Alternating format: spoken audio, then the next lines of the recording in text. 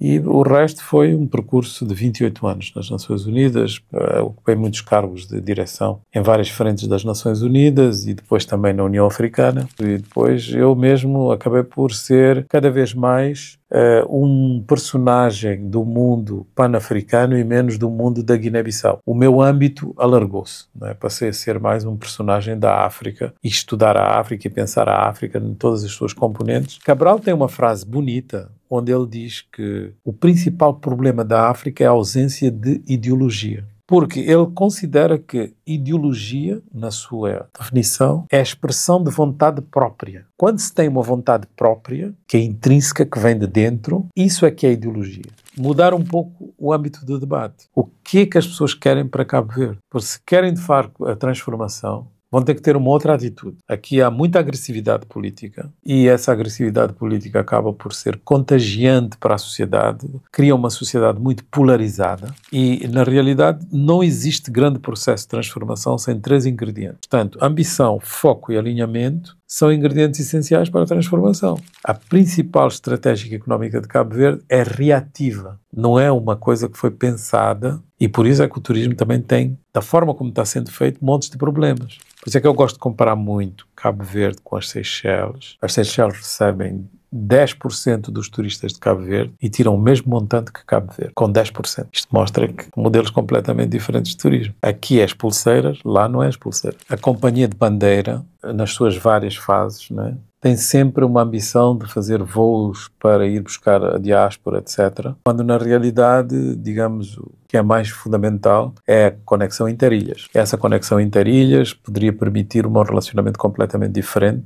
com as companhias aéreas internacionais, que chegaram a um ponto e depois a distribuição seria feita com a qualidade da malha interna. Isto tanto em transportes marítimos como em transportes aéreos. E, portanto, se nós formos a ver os investimentos que foram feitos a nível de infraestrutura aérea em Cabo Verde e agora mais recentemente de infraestrutura marítima, são colossais. E são tudo dívida porque nenhum deles foi rentabilizado de forma produtiva. Por erro de políticas, por mudança de trajetória todo o tempo e, quer dizer, acabou por transformar-se num quebra-cabeças para o país. Não é? Neste momento, a principal característica, digamos, da economia cabo-verdiana é a sua falta de conexão modal de transportes. Investimentos que possam rentabilizar a economia do país passam a estar comprometidos porque não há circulação fácil entre ilhas, tanto marítima como aérea.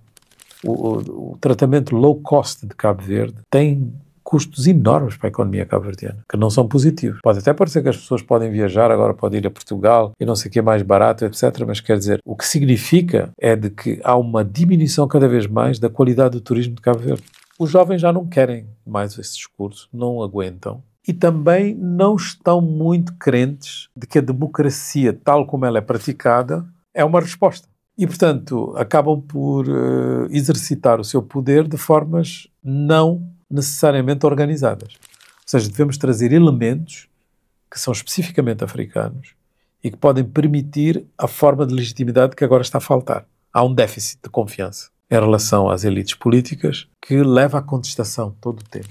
E agora isso está um pouco a chegar à África, ou seja, está-se a ver que há um crescimento apesar da governança não ser de grande qualidade. Só que crescimento não é a mesma coisa que transformação. E, portanto, se nós não chegarmos à transformação, vai haver crescimento, mas vai haver um déficit de legitimidade, déficit de confiança. Para nós podermos ultrapassar essa dificuldade, nós vamos precisar de africanizar a democracia.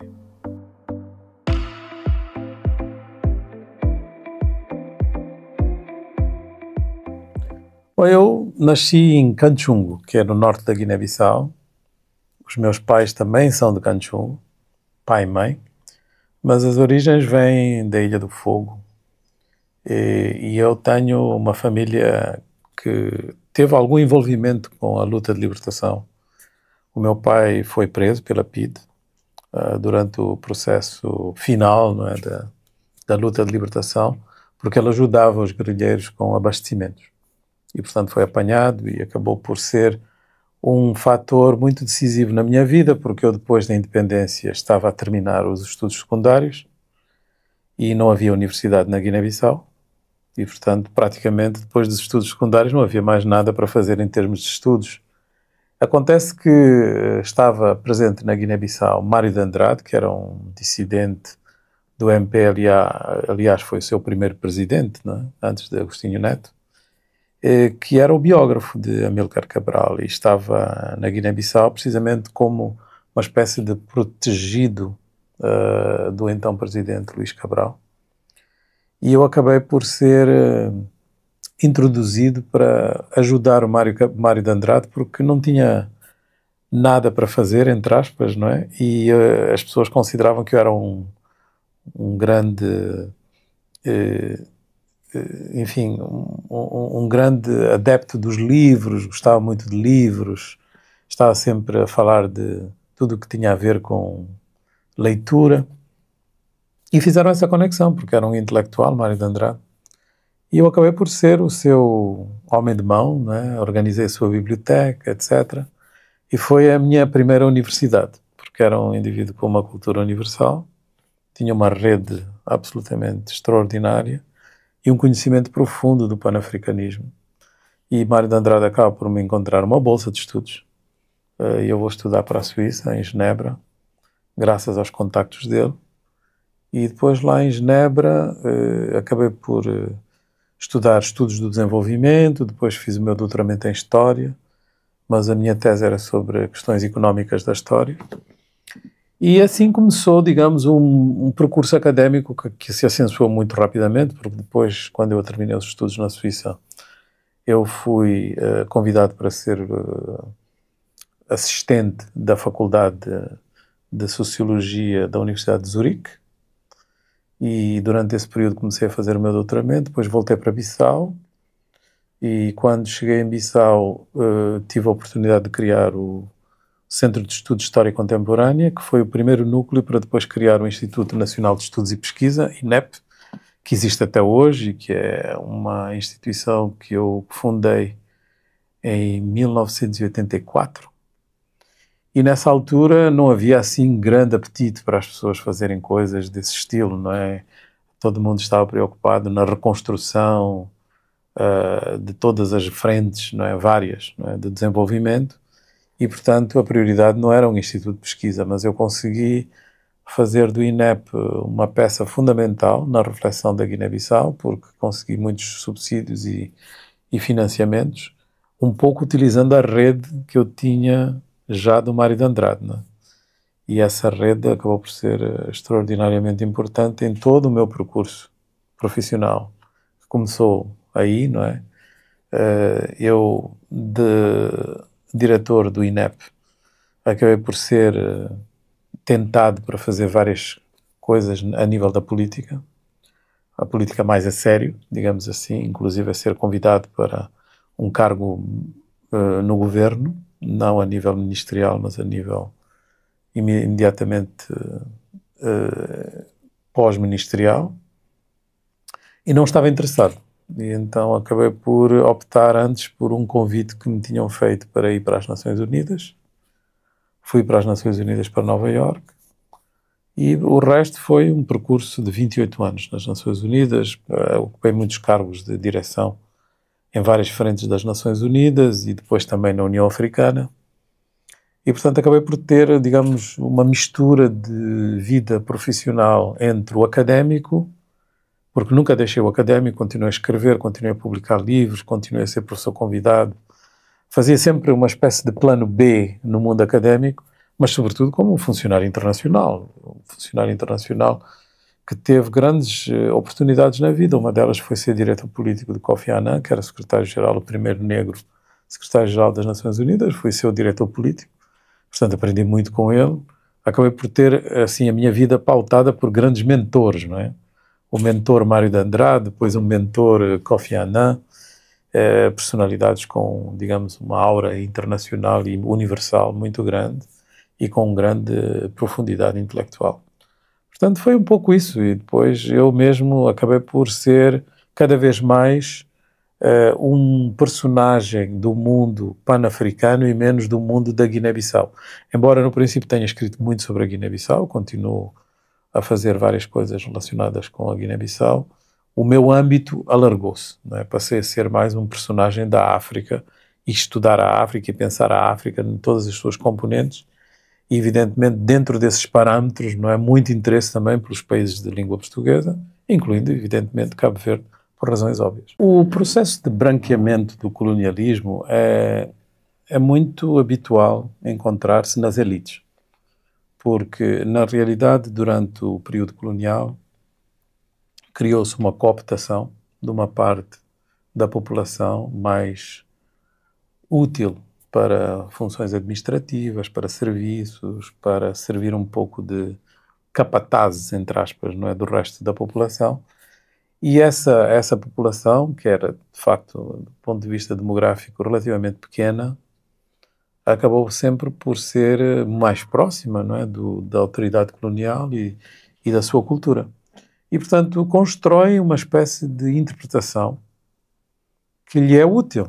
Portanto, projeta a sua realidade, mas não é a realidade do resto das pessoas, porque o colonialismo traz muitas assimetrias, mas esse fenómeno não é específico a Cabo Verde. Esse fenómeno é estudado, aliás, em várias partes da África por grandes personalidades. Uma delas chama-se Peter Eke, é um cientista político nigeriano, que disse que na África nós temos uma espécie de divisão durante o período colonial entre dois públicos, como ele dizia. O público que ele chamou de cívico e o público que ele chamou de primordial.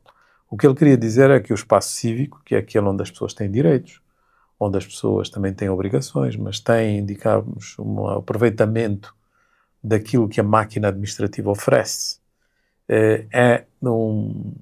limitado em termos de pessoas, e os outros que ficam excluídos são tratados de forma diferente e para se poderem, digamos, reconhecer como um coletivo, eles utilizam tudo o que é primordial. E primordial é, por exemplo, identidade étnica, língua, determinado tipo de ritual, determinado tipo de comer, etc.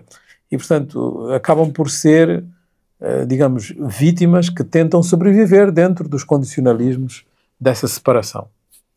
E depois, um outro grande cientista político africano, Mahmoud Mamdani, do Uganda, transformou isto numa teoria entre o que ele chama de cidadão e sujeito.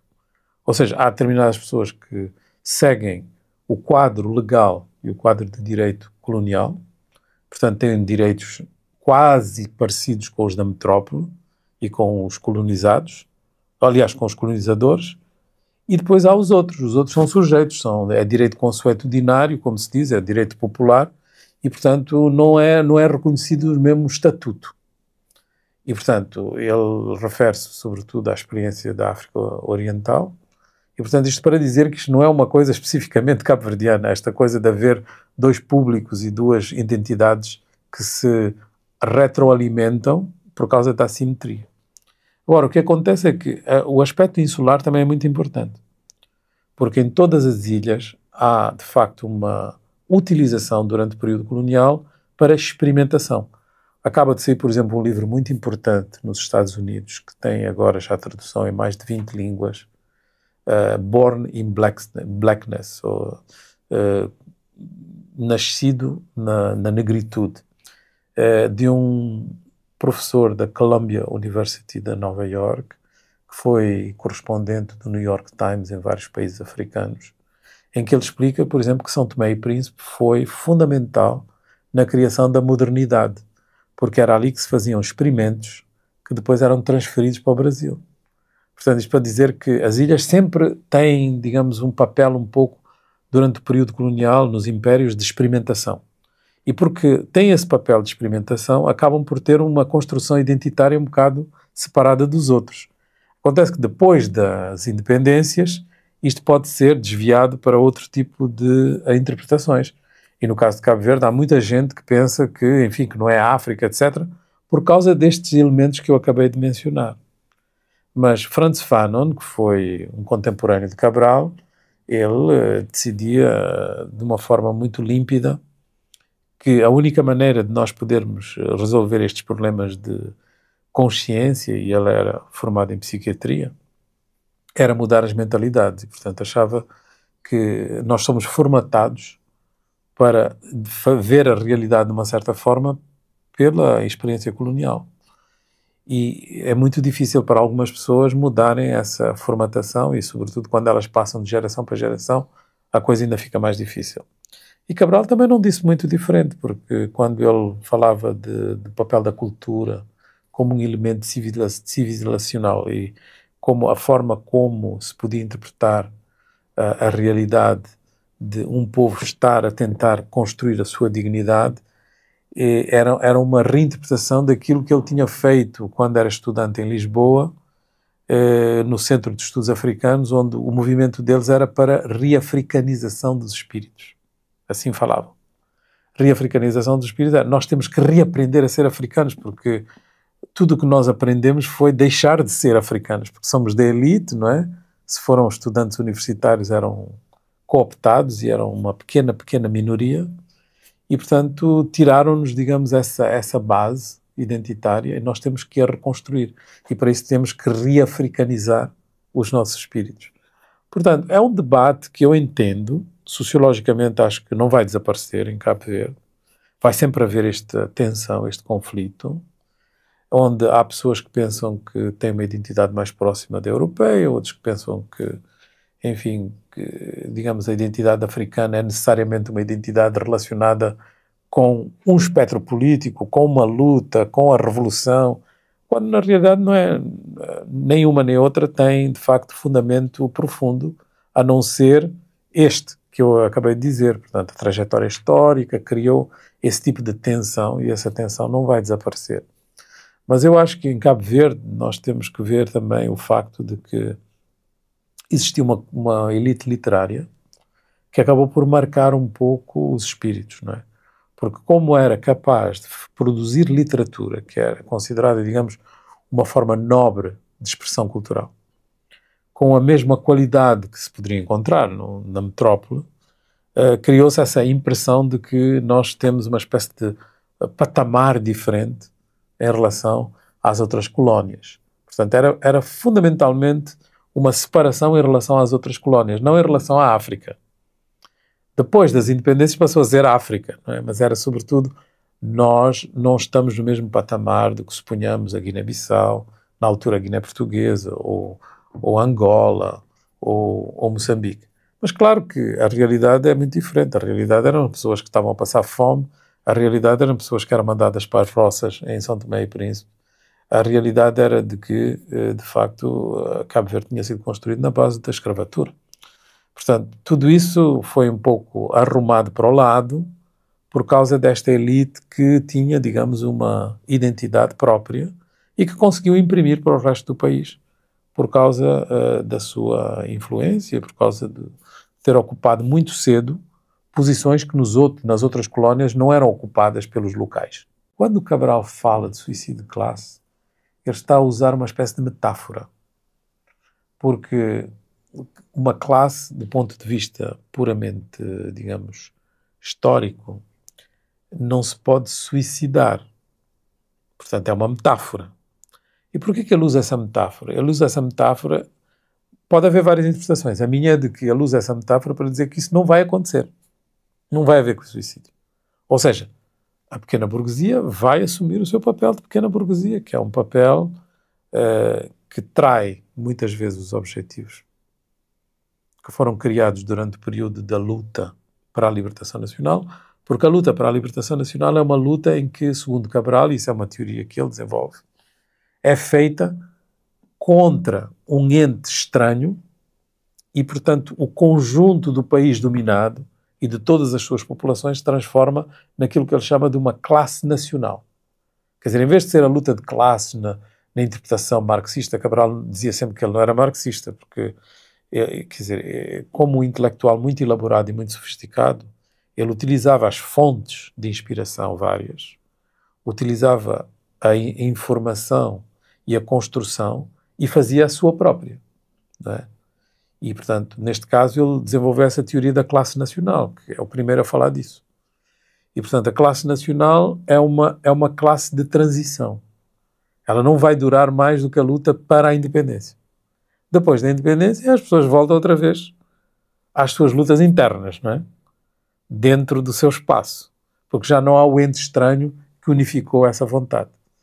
E quando nós passamos para essa etapa, segundo ele, a pequena burguesia tem que se suicidar. Mas eu acho que é uma figura de forma para dizer isso não vai acontecer. Não, não é completamente certo, porque o Estatuto de Indigenato tem várias etapas, mas o Ato Colonial de 1950, que é de facto aquele que acaba por criar a maior tensão e depois leva às lutas de libertação nacional, não exclui Cabo Verde, mas Cabo Verde é tratado de uma forma diferente, porque aqui a população era vista como, digamos, afetada pelas dificuldades climáticas, como nós sabemos, não é? A fome, etc. E então era preciso, muitas vezes, fazer evacuação da população para outras partes do Império. E então, quer dizer, fazia-se isso através do trabalho forçado. Não é? O trabalho forçado só pode existir por causa do Estatuto indígena, porque sem esse Estatuto indígena não se pode pegar numa parte da população e transformá-la em trabalho forçado. Quer dizer, a explicação é a seguinte, não é? Se nós de facto admitimos que uma parte da população é tratada como sujeito e outra parte é tratada como cidadão, no caso de Cabo Verde o sujeito era difícil, porque o sujeito normalmente é aquele que é tratado com, digamos, uma lei que é da sua etnia. E aqui não havia etnia. Como não havia etnia, as pessoas não eram propriamente tratadas como sujeito, mas também não eram completamente tratadas como cidadão. Então, quer dizer, a aplicação de facto desses vários estatutos coloniais aqui em Cabo Verde era diferente. Mas era diferente, mas não era menos dramática, porque levava ao trabalho forçado. Cabo Verde e Goa, né? Foram as duas colónias onde se formavam pessoal administrativo, não é? Para mandar para as outras colónias, para trabalhos secundários ou de apoio à administração colonial. Fazia-se isso também com os goeses, não é? Por isso é portanto, no caso de Moçambique foram goeses e no caso aqui da costa ocidental foram cabo-verdianos, não é? É interessante porque nós podemos dizer que a ideologia mais importante da África é o panafricanismo. E o panafricanismo nasce na diáspora, não na África. Portanto, os seus principais protagonistas foram William Du Bois, que era um negro americano, Marcus Garvey, que era um jamaicano, e por aí fora. E, portanto, nós acabamos por importar uma ideologia que foi construída pela diáspora para dentro do continente. E esse fenómeno é interessante porque a diáspora não tinha uma ligação territorial específica. Portanto, já se tinha perdido no tempo, não é? Não era possível dizer eu sou do Burkina Faso, ou eu sou do Egito, etc. Então criaram essa ideia mítica da África. Eu sou da África e, portanto, nós temos que lutar pelos direitos da África. Mas definiam a África um pouco como uma África negra. Portanto, havia aqui uma mistura entre a projeção do ideal pan-africano e a projeção do reconhecimento do negro como um ator de cultura. E aí aparece uma série de indivíduos que têm uma interpretação um bocado diferente de como é que isto deve ser construído, nomeadamente Leopoldo Sédar Senghor, do Senegal, Aimé Césaire, que era das Antilhas Francesas, que foram os principais propulsores da ideia da negritude, onde eles dizem, não, o negro é apenas uma parte da cultura universal. A cultura universal tem que reconhecer essa parte. Portanto, não pode excluir essa parte. E, portanto, nós temos que fazer uma ode para que haja esse reconhecimento através deste movimento cultural, que é a negritude. E esse movimento é uma coisa diferente do panafricanismo. Quer dizer, está aqui uma mistura que tem que ser mais bem interpretada. E algumas das pessoas que têm um papel fundamental na separação e na construção desta ideia mais sofisticada de panafricanismo são pessoas como Amílcar Cabral e Mário de Andrade. E, portanto, isso é reconhecido na história, por isso que são considerados como grandes influentes, não é, da construção do ideal pan-africano. Portanto, Cabral tem uma frase bonita onde ele diz que o principal problema da África é a ausência de ideologia. Porque ele considera que ideologia, na sua definição, é a expressão de vontade própria. Quando se tem uma vontade própria, que é intrínseca, que vem de dentro, isso é que é ideologia. Ideologia não é apanhar o que vem com o vento, não é? Quer dizer, a influência deste ou daquele. Portanto, para Cabral, a ideologia não era, por exemplo, esquerda ou direita, não era marxista ou não marxista, era expressão de vontade própria. Ele dizia que o panafricanismo era uma ideologia importante quando ela tivesse expressão de vontade própria. E, portanto, a partir daí é que ele começa a construir como é que os povos africanos devem ter uma unidade. E essa unidade, o Nyerere conseguiu na Tanzânia passar para uma outra etapa, que foi a da unificação de 2 territórios, neste caso Tanganyika e Zanzibar. E ele tinha o sonho de fazer a mesma coisa com a Guiné e Cabo Verde, mas na realidade é um ideal panafricanista. Do mesmo jeito que ele também participou na promoção da luta de libertação em Angola. E poderia ter feito noutros sítios, porque essa era a ideia do momento, a ideia da solidariedade entre os povos africanos. É preciso ver o contexto. Estamos a falar dos anos 40, depois da Segunda Guerra Mundial, onde a maior parte da África está a tentar conseguir a sua libertação, e para se poder posicionar, a ideologia mais forte que permeia nos debates é essa ideologia que foi criada na diáspora e que foi trazida por aqueles sábios que lá na diáspora participaram nas universidades, nos congressos de literatura africana, etc. Portanto, é o percurso dessa gente que traz essa ideologia para dentro do continente. Agora, isto é interessante para Cabo Verde. Porquê? Porque esse era um movimento também literário. Enquanto que este movimento literário que teve lugar em Cabo Verde, dos claridosos, não tinha nada a ver com aquele. Era um movimento, digamos, entre aspas, completamente autónomo em relação àquilo que estava sendo construído a nível panafricano. E aí sim há uma singularidade de Cabo Verde, é uma coisa diferente que se passa aqui em Cabo Verde, mas essa coisa diferente faz com que os claridosos, etc., se identifiquem mais com os proto-nacionalistas, ou seja, os proto-nacionalistas eram aqueles que, em vez de quererem as independências, eles queriam ser reconhecidos como parte da entidade colonial. Já era uma luta, mas é uma luta que, digamos, do ponto de vista da hierarquia revolucionária, é menos importante. Portanto, é uma luta pelo reconhecimento e não uma luta pela independência. Os claridosos são, claramente, pessoas que querem ser reconhecidas como iguais, parte integrante da esfera do país colonizador. É proto-nacionalista. E não se deve retirar mérito a isso.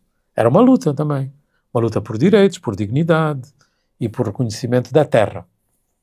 Mas não é uma luta nacionalista. Não estão à procura de uma nação, estão à procura de um reconhecimento. Eles achavam que eles tinham uma cultura crioula que não viam separada da entidade portuguesa.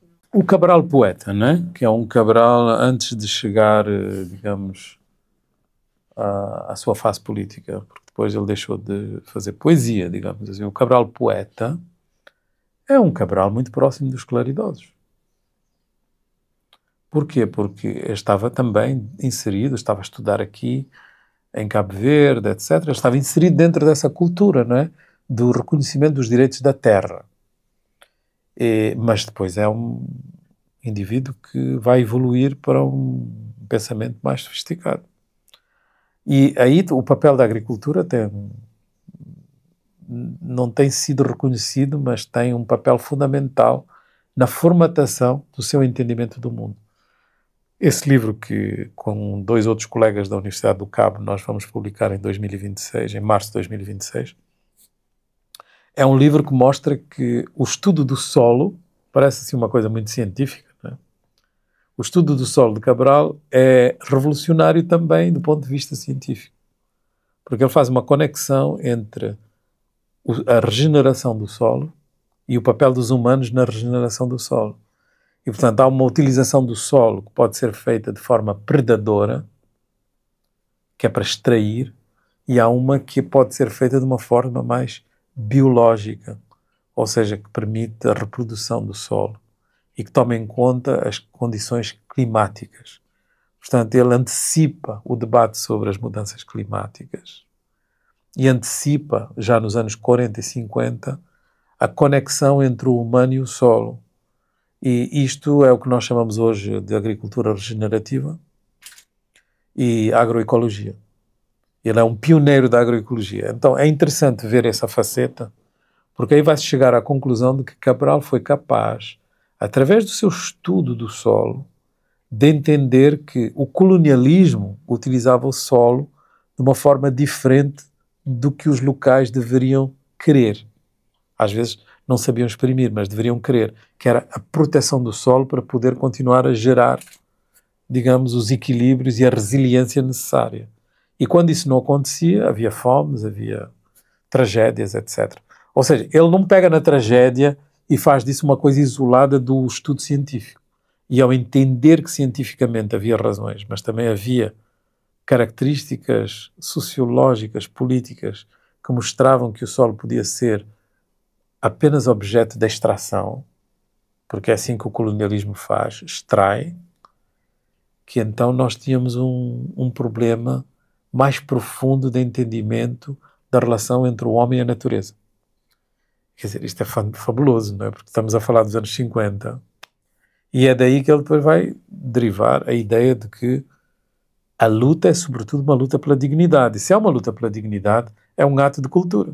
Bom, quer dizer, nós agora estamos a entrar numa fase em que há até um reganho dos nacionalismos, não é? Em várias partes do mundo. Portanto, o normal seria que em Cabo Verde também houvesse, digamos, uma forte adesão ao seu passado nacionalista, porque é o que todos os países agora estão a reivindicar cada vez mais. E é um bocado paradoxal que é o contrário que se passa, não é? Quer dizer, há uma espécie de contestação da sua trajetória, digamos assim. A trajetória de Cabo Verde é considerada como uma trajetória com sucessos e com muitos ganhos, não é? Pode-se ver em termos dos indicadores sociais, dos indicadores económicos, etc. Mas é muito frágil também. Portanto, há muitos ganhos, mas eles são frágeis. Porque um país com as características de Cabo Verde, do ponto de vista da sua natureza, da sua localização, da sua demografia, é um país com muitas fragilidades. E essas fragilidades às vezes podem vir de coisas muito pequenas. Por exemplo, houve uma pandemia, não é? Se tem uma grande dependência do turismo, de repente, quer dizer, não há recursos. Ou pode haver, por exemplo, uma medida que é tomada pelos Estados Unidos em relação à mobilidade e à migração, e Cabo Verde tem mais população migrante nos Estados Unidos do que nas ilhas, imediatamente tem repercussões. Por exemplo, uma das medidas tomadas pela administração Trump é de aumentar, digamos, o valor que se cobra às transações dos migrantes para os seus países de origem. Portanto, só isso pode retirar uma parte significativa das remessas que são enviadas para Cabo Verde. Portanto, são fragilidades que mostram que o país não tem, digamos, muita margem de manobra, tem que navegar com muito cuidado as ondas internacionais e tem que se preparar sempre para poder ter momentos de distúrbio, perturbação, e por isso precisa de ser um país muito resiliente. Agora, acontece que isto que eu estava a falar de Cabo Verde vai ser mais ou menos a norma para todos os países do mundo. Portanto, há cada vez mais disrupção e aquilo que Cabo Verde tinha como capital principal era ser capaz de ser resiliente. Se começa a pôr em causa esse capital, se começa a achar que a sua trajetória não foi boa, que não foi resiliente o suficiente, que podia ter feito as coisas diferentes, etc., está um pouco desfasado em relação ao debate atual. Porque o debate atual é exatamente para valorizar essa resiliência. Vamos ver assim no detalhe o que é que eu estou a dizer. Por exemplo, em Cabo Verde, durante um período bastante grande, não é? Teve frentes de alta intensidade de mão de obra. Portanto, essas frentes de alta intensidade de mão de obra agora estão sendo associadas no debate por algumas pessoas como uma coisa negativa, não é? Como se fosse uma espécie de trabalho forçado ou que não permitiu, digamos, a expressão e a liberdade daqueles que estavam envolvidos da maneira que se imaginava ser a melhor. E também se considera que isso não foi suficiente porque não era, digamos, atacar o problema agrícola em Cabo Verde. É todo o contrário. As frentes de alta intensidade de mão de obra permitiram que se fizesse uma infraestrutura que não é a infraestrutura do betão, é a infraestrutura do solo. E aí é uma lição de Cabral, não é? Infraestrutura do solo, porque é isso que depois vai permitir que não haja cheias, é isso que depois vai permitir que haja a possibilidade de retenção das águas, é isso que vai permitir que as napas freáticas se melhorem, é isso que vai permitir com que as pessoas possam ter um trabalho remunerado, portanto entram na modernidade, porque passam a ter intercâmbios que são baseados na moeda e não na troca. Enfim, aquilo que parecia assim uma coisa um pouco primária, acaba por mostrar que é uma infraestrutura sociológica e também meioambiental extremamente importante. Será que as pessoas valorizam isso? Porque se valorizassem diziam, mas isto é uma forma de resiliência fantástica. Isto talvez não pudesse ser feito se não fosse num período de partido único. Aquilo tem tudo a ver com, digamos, quando vemos os grandes progressos que são feitos na China em termos de infraestrutura, etc., eles são muito mais difíceis num ambiente, digamos, de democracia competitiva. Democracia competitiva. Estou a definir isto com cuidado. Porque a democracia competitiva é uma democracia que é moldada digamos, no modelo neoliberal de democracia ocidental, que neste momento está em crise. Se não estivesse em crise, não tínhamos Trump, não tínhamos as coisas todas que estamos a ver, não é? Não poderia haver, digamos, situações extremas de falta de empatia que estamos a ver no mundo. Portanto, está em crise. Está em crise de representatividade, ou seja, o número de pessoas que votam é cada vez menor e é uma luta para se chegar aos 50%, mas estamos muito longe, digamos, da universalidade, dos 100%, etc. Quando isso acontece, nesse modelo, é quando existe o voto obrigatório, como no Brasil. Não é? Portanto, há um problema de representatividade. Então não podemos dizer que os valores da democracia e o modelo institucional da democracia é a mesma coisa.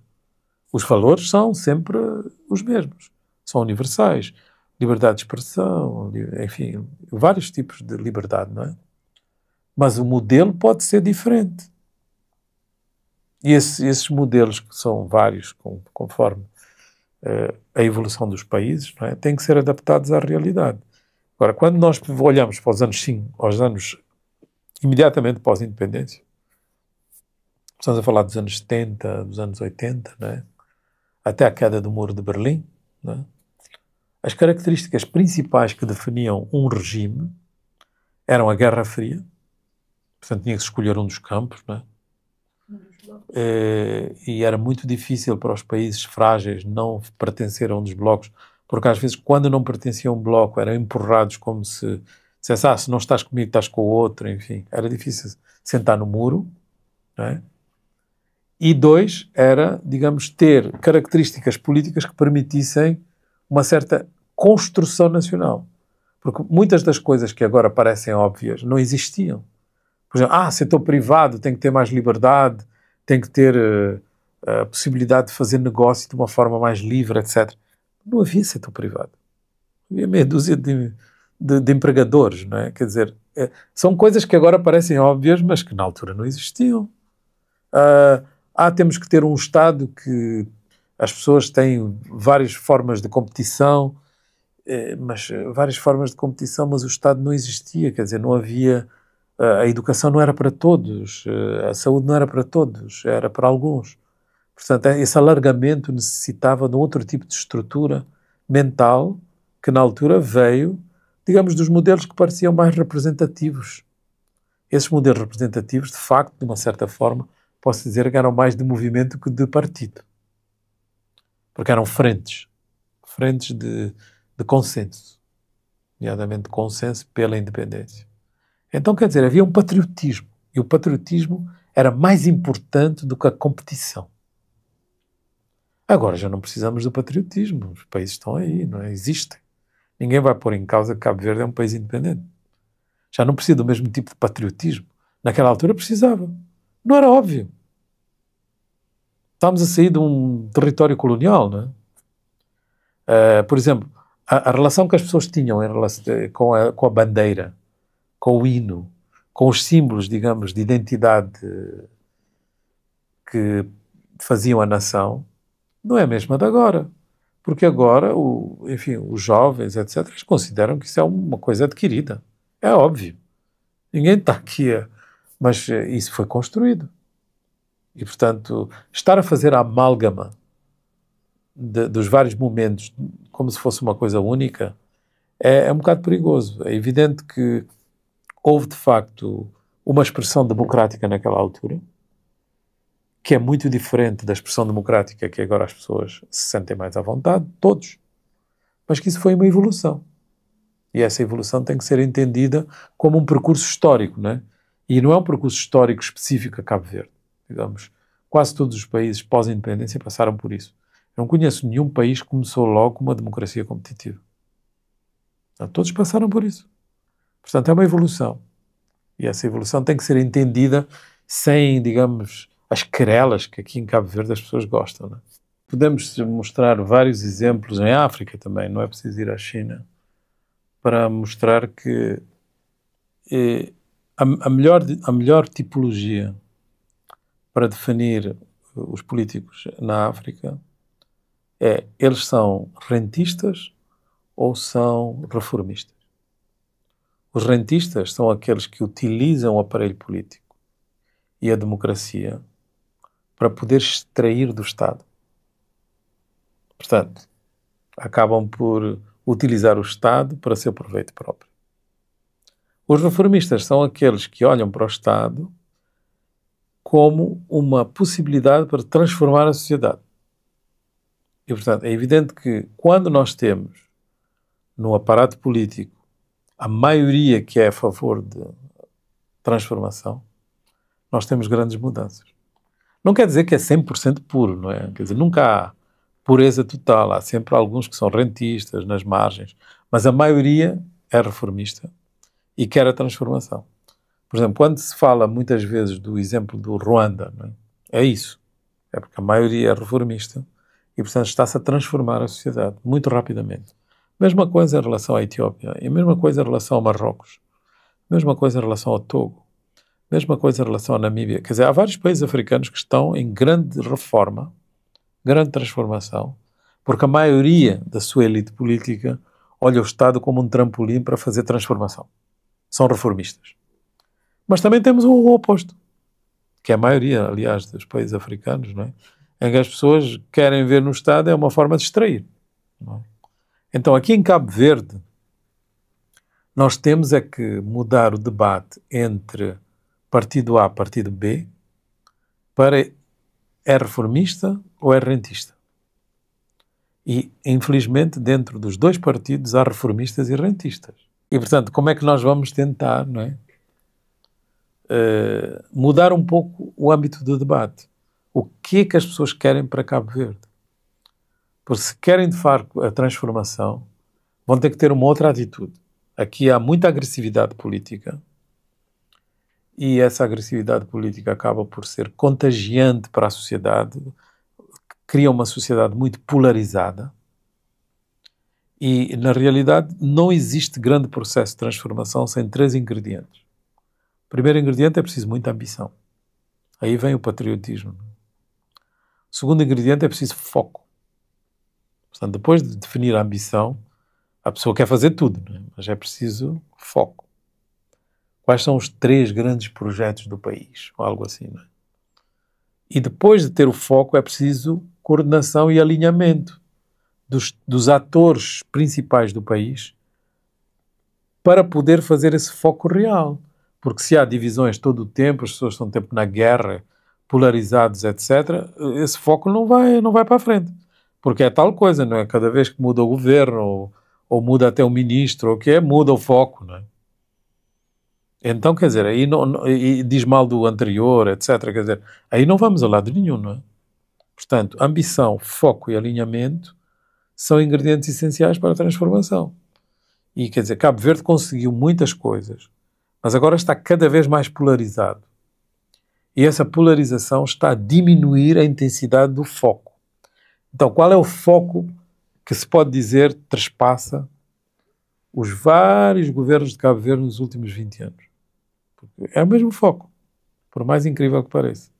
Um foco é dizer, não, nós vamos ter, digamos, vamos ser um hub aéreo. Outro foco, vamos ser um país de economia digital, né?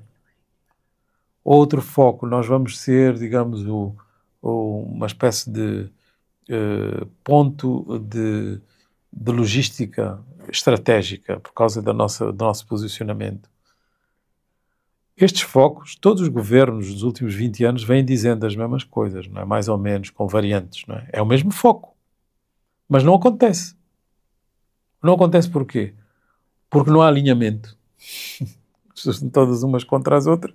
Não há alinhamento, então acaba por ser, digamos, um pouco paradoxal. Aquilo que não estava no foco inicialmente, que é o turismo, acabou por sobrepor-se ao foco, né? Porque aconteceu de uma forma orgânica e, portanto, o resto foi se adaptando. Ou seja, a principal estratégia económica de Cabo Verde é reativa.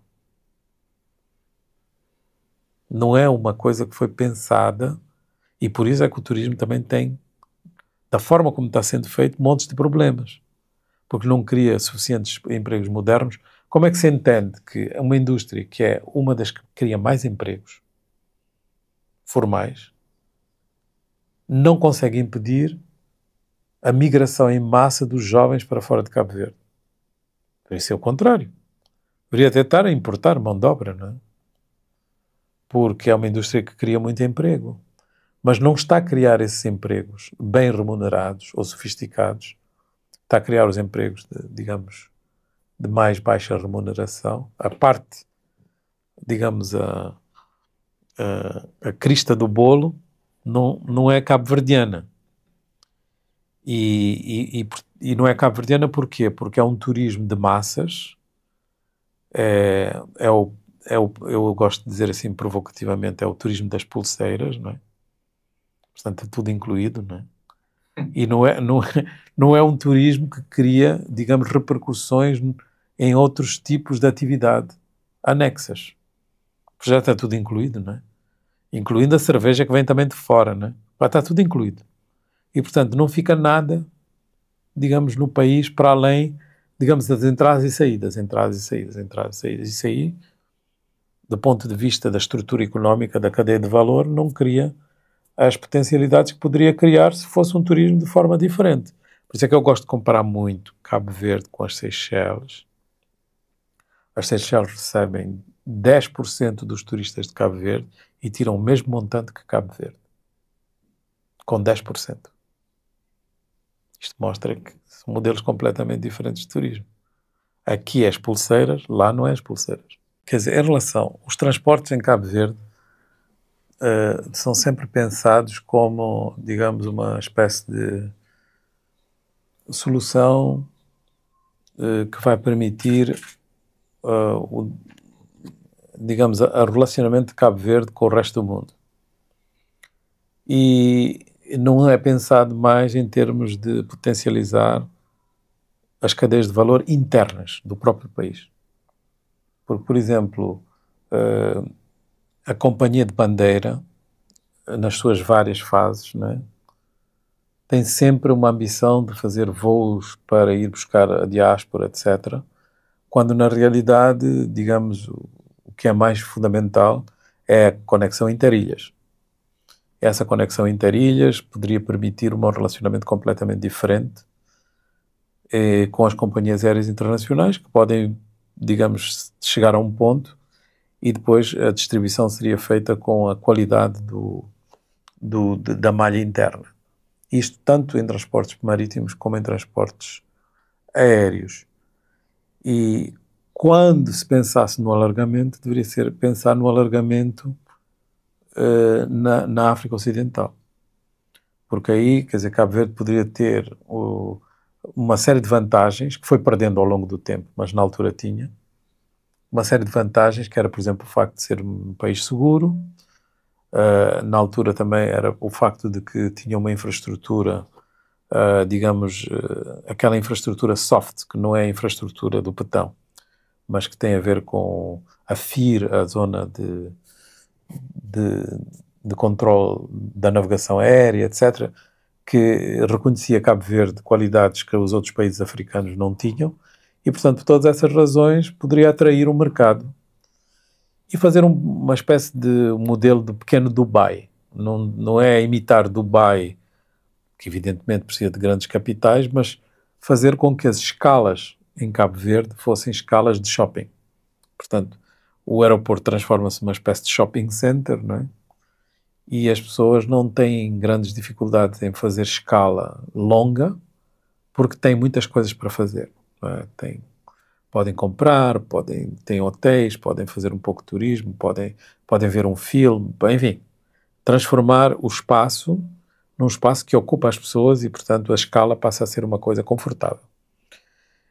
E com 6 aviões era possível fazer uma rotação com cada uma das capitais africanas 2 vezes por dia. E, portanto, isto significa que havia sempre conexões entre Cabo Verde e uma outra capital da África Ocidental, todo o tempo. E, portanto, as pessoas passavam automaticamente a fazer de Cabo Verde a sua preferência para ir para um outro destino africano. O destino mais longínquo seria a Nigéria, não é? Que poderia ser feito em 3 horas, e o resto seria tudo menos. Portanto, este modelo foi discutido no primeiro Fórum Nacional de Cabo Verde. Eu apresentei essa ideia e outros também falavam mais ou menos na mesma onda, não exatamente da forma como eu descrevi. E Cabo Verde abraçou a ideia de que a companhia aérea deveria fazer voos para a África Ocidental, mas fez tudo errado. E, portanto, os voos não deram resultado, porque foram feitos assim de uma forma atomizada, não organizada, não era uma malha. E se não é uma malha, não há nenhum interesse uma pessoa da Guiné-Conakry passar por Cabo Verde, não é? Portanto, não tem nada que fazer aqui, do ponto de vista, digamos, da parte da escala.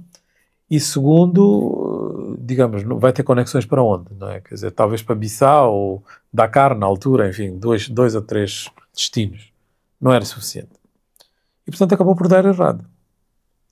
E abandona-se. E, portanto, quando se vê um pouco a trajetória da Companhia de Bandeira, o número de estratégias de detalhe já vai para em 6 ou 7, não é?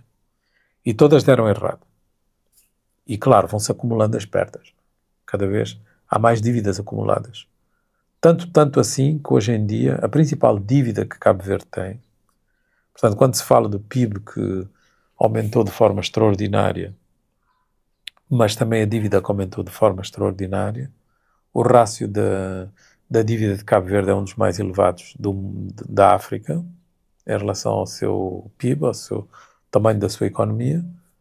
Em parte pode-se justificar porque foram empréstimos para fazer infraestrutura, nomeadamente infraestrutura viária, mas outra parte foi fazer montes de aeroportos, não é, que derretiram, digamos, o oxigênio a esta ideia que eu acabei de apresentar. Porque se há aeroportos internacionais em cada ilha, já não é preciso se ocupar dos transportes internos. Para os turistas não é preciso, porque eles vêm e saem no mesmo aeroporto e, portanto, se não há voo entre São Vicente e Praia, ou entre a Praia Brava, etc., Brava ainda mais complicado por causa do seu isolamento, ou Fogo, etc., portanto, acaba por ser irrelevante para o turista.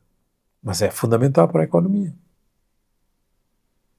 E, portanto, quer dizer, o modelo foi uma distorção completa do que era o princípio da discussão. E, portanto, se nós formos a ver os investimentos que foram feitos a nível de infraestrutura aérea em Cabo Verde, e agora mais recentemente de infraestrutura marítima, são colossais. E são tudo dívida porque nenhum deles foi rentabilizado de forma produtiva. Por erro de políticas, por mudança de trajetória todo o tempo, e, quer dizer, acabou por transformar-se num quebra-cabeças para o país. Não é? Neste momento, a principal característica, digamos, da economia cabo-verdiana é a sua falta de conexão modal de transportes. E, portanto, investimentos que possam rentabilizar a economia do país passam a estar comprometidos porque não há circulação fácil entre ilhas, não é? Tanto marítima como aérea. E uma parte desse desdobramento é haver cada vez mais turismo que utiliza a infraestrutura sem trazer benefícios para a economia. Aqui celebra-se, por exemplo, o EasyJet chegar a Cabo Verde. Portanto, o tratamento low cost de Cabo Verde tem custos enormes para a economia cabo-verdiana, que não são positivos. Pode até parecer que as pessoas podem viajar, agora podem ir a Portugal e não sei o que é mais barato, etc. Mas quer dizer, o que significa é de que há uma diminuição cada vez mais da qualidade do turismo de Cabo Verde, que já estava comprometido por ter, digamos, optado por um turismo de massas, não é? E, portanto, aí vamos outra vez ao exemplo das Seychelles.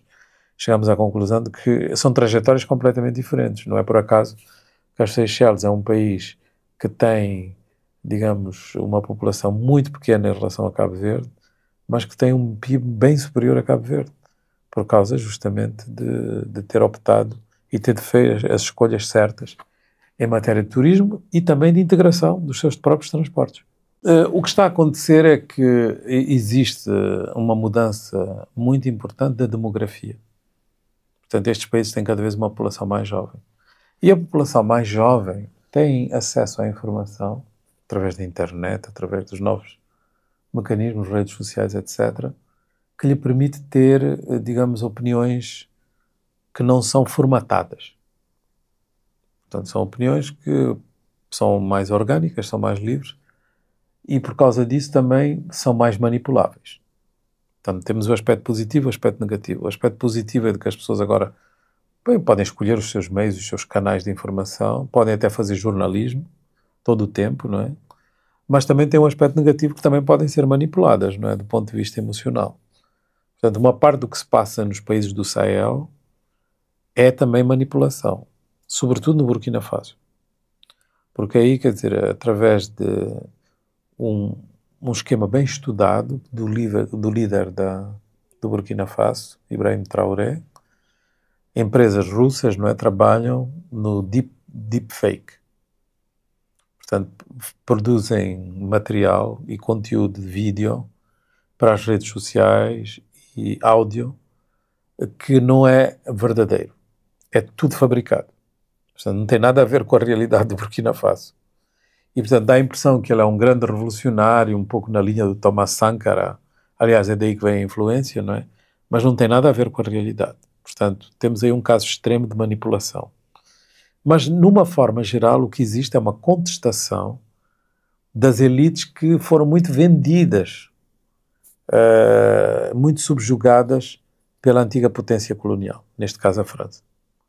E, portanto, as pessoas já não toleram, já não têm paciência para ouvir aquele discurso francês que parece assim todo muito bem intencionado, muito altruísta, mas que as pessoas sabem que não corresponde à verdade, porque depois de 60 anos de independência continuam exatamente onde não deveriam estar, ou seja, numa posição de vulnerabilidade e de pobreza. E, portanto, os jovens já não querem mais esse discurso, não aguentam, e também não estão muito crentes de que a democracia, tal como ela é praticada, é uma resposta. E, portanto, acabam por exercitar o seu poder de formas não necessariamente organizadas. Então, por exemplo, pode haver um presidente que é eleito numa eleição, 6 meses depois é contestado. Portanto, a eleição deixou de ser garantia de legitimidade. Ou seja, as pessoas podem até fazer um grande movimento para votar, etc., como fizeram no Senegal, não é? Mas 6 meses depois já começam a dar sinais de não estar tão satisfeitos com Ousmane Sonko. E isso acontece com todos esses países. Portanto, há uma espécie de contestação da forma de legitimidade que nós estamos habituados. Estão à procura de uma outra coisa. E essa outra coisa é um modelo diferente. E esse modelo, nós ainda não temos todos os contornos desse modelo, mas temos que construir um modelo de legitimação mais poderoso. É por isso que eu digo que, muitas vezes, em vez de democratizar a África, nós devemos africanizar a democracia. Ou seja, devemos trazer elementos que são especificamente africanos e que podem permitir a forma de legitimidade que agora está a faltar. Há um déficit de confiança em relação às elites políticas que leva à contestação todo o tempo. Mas há também outro fenómeno interessante que é importante mencionar, é de que a partir deste ano, segundo os dados do FMI, a África no seu conjunto é a região do mundo que vai mais crescer. Ou seja, pela primeira vez ultrapassa a Ásia do Sudeste. Tem um crescimento maior que da Ásia do Sudeste.